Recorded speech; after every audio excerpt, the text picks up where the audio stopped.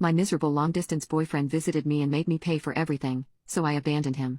I'm still feeling heartbroken after everything turned out the way it did, even though I think I did the right thing by leaving him. I've been with my boyfriend for about a year now. We met online on a server for a video game that we both play. When we first met, we had an instant connection, and we would stay up till very late at night just talking and playing games together. My boyfriend was such a funny carefree guy. Meanwhile, I am sort of uptight and hyper-organized, so I felt like his chill personality really balanced me out.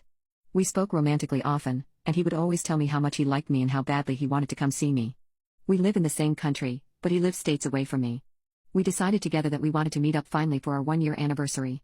My boyfriend doesn't have a stable job. Instead, he makes money from doing odd jobs here and there, so I did know that he didn't have a lot of money. His parents are also pretty wealthy, so I know they give him money whenever he asks for it too. For all these reasons, I thought it would be fine if he visited me, and I figured he could handle the expenses. We started planning our trip, and that's when I realized my boyfriend was sort of cheap. I kept sending him flights from reliable airlines, but he shot them all down and chose the cheapest airline possible. I warned him that I had flown that airline previously and it was an awful experience, but all he said was that he didn't need my opinion on how he spent his money. After he said that, I stopped commenting on any of the travel plans. The whole plan was that I would pick him up from the airport, and he would stay with me in my apartment for about a week. I was excited, and I kept telling him about all the fun stuff I wanted to do together in my city. I planned things like a picnic in a park, a museum day, and a day trip to a nearby city. When it was finally time for my boyfriend to arrive, I was over the moon. When we met for the first time in the airport, we kissed, and it felt like my heart just exploded. It was such a happy and romantic reunion. I could have never guessed how downhill things were about to go. Before we even got to my apartment, my boyfriend was complaining that he was hungry and that he needed to eat. I told him that I had bought lots of fresh food and I could cook him a nice dinner back at my apartment. He kind of sighed at this, but then we passed a fast food chain, and he begged and whined until I stopped and pulled in. I was offended when he didn't even pull out his wallet in the drive-thru. He didn't even ask me if I was getting something either. I had no idea that this was how he was going to treat me the entire trip, like I was his personal piggy bank. I'm shocked at how much worse things got before he finally left. My miserable long-distance boyfriend visited me and made me pay for everything, so I abandoned him. When we finally got back to my apartment that night, he immediately wanted to take a nap instead of hanging out. Okay, fine, he did just get off a plane. I let him sleep, and I cooked dinner by myself. Honestly, it felt a little depressing, sitting there in my kitchen alone, eating the dinner I bought for us, alone, while my boyfriend slept in the other room. He didn't wake up again, and I eventually just went to sleep as well. I couldn't even sleep in my own bed with him since he had spread out over the entire bed, and there was no room for me. My boyfriend woke up around 1 a.m. and jostled me awake, asking if I had any snacks. I told him where my snacks were and watched him literally eat every bag of snacks in my entire kitchen. I had bought snacks for us to last the whole week, and he ate them in 2 hours and went back to bed. I was exhausted and annoyed the next day, and on top of everything, my boyfriend took a long shower and left no hot water for me. He even used all my towels and left them soaked on the floor of my bathroom. At this point, I was desperate to turn the trip around, so we left the apartment to go explore the city together. First, we went to an outdoor market. While we were there, my boyfriend found a piece of art he really wanted and begged me to buy it for him. I asked him why he didn't just buy it himself, and he literally said, "Well, I really don't feel like spending $200 on it." I was appalled, and I told him I wasn't buying it for him. I guess this put him in a bad mood and he started acting dry and spent most of the rest of the day playing on his phone and ignoring me. At one point, we went to a museum, but at the ticket booth, he said, "I'm not wasting money on this place. If you want us to go so bad, you buy the tickets."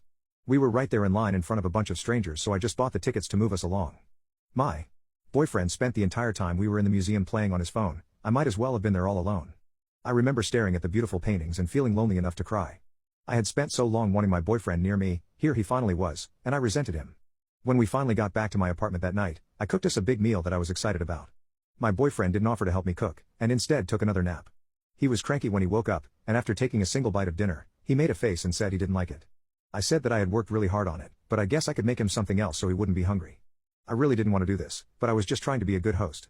My boyfriend then asked if I would drive him back to the fast food place so he could actually have something good for dinner. At this point, I was getting very upset, and I told him I had plenty of food at him and I really didn't feel like going out again. He gave me a dirty look and said, "What, so you just want me to f***ing starve then?" Before I even had a chance to respond, he grabbed my keys and walked out the door. As I watched him drive away in my car, I knew I had reached my limit with this man. His fast food dinner would be the first thing he actually paid for himself since he landed in my city, and I wasn't about to stand by as he continued to mooch off me.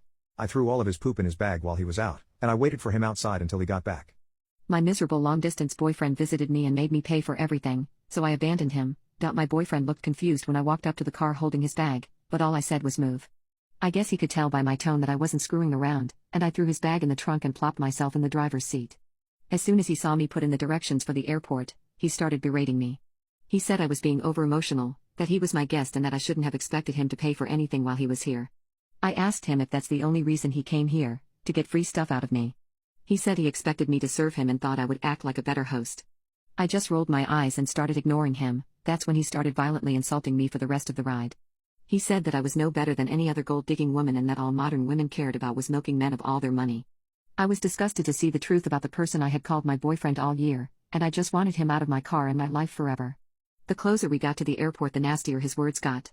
He called me a crazy lonely bitch and said that no one will ever want me since I can't provide. He knows I have struggled with mental health before, and he even started saying that I should just give up and unalive myself since I was so useless. He was being so cruel, and I honestly started to get scared since he was only getting angrier and angrier the longer the ride went on. Right before the ride ended, he started quoting Andrew Tate and called me a useless hole. When we parked at the airport, he refused to leave my car. I got out of the car myself and threw his bag out on the concrete. That made him finally get out of my car. I started to get back into the driver's seat, but not before he spit right in my face. I wanted to cry right there. Other people were watching the scene he was making, and I felt humiliated. He even punched my window as I drove off while continuing to curse me out. The entire experience was honestly one of the worst things I've ever been through, and I won't be putting myself out there again for a long time.